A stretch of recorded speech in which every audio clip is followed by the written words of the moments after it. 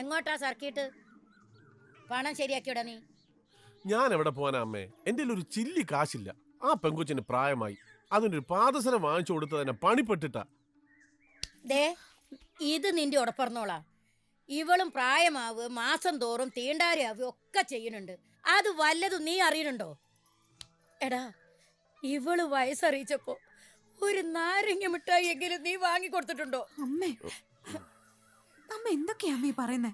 നീ പോടി. പറയാനുള്ളത് ഏത് പട്ടിയുടെ മുഖത്ത് നോക്കി ഞാൻ പറയും.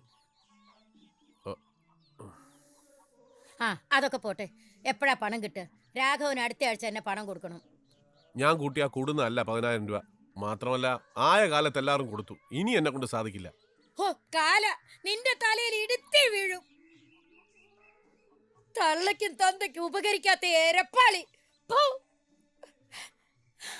എന്തിനാ അമ്മ എങ്ങനെ പ്രാവുന്നേ? ചേട്ടന്റെ കുടുംബം നോക്കണ്ടേ? നീ പോടി.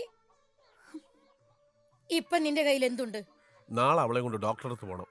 വണ്ടിക്കൂലിക്കുള്ള കാശേ ഉള്ളു എൻ്റെ കയ്യില്. ഓ, പിന്നെ ഡോക്ടറെ കാണിക്കാൻ പോലും. വേണ്ട അമ്മേ, നമുക്ക് പോവാം. പോടി. മാറ്റന്നാ ഞാൻ വരും. എനിക്ക് പണം കിട്ടണം. എന്റെ ശവം കിട്ടും നിങ്ങൾക്ക്.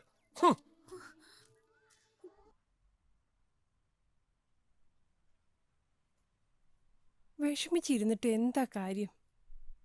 ഞാൻ ഗോപിയുടെ അമ്മയോടൊന്ന് ചോദിക്കാം.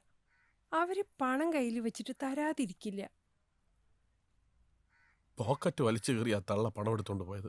അമ്മയല്ലേ, അവർക്ക് അതിനുള്ള സ്വാതന്ത്ര്യം ഇല്ലേ?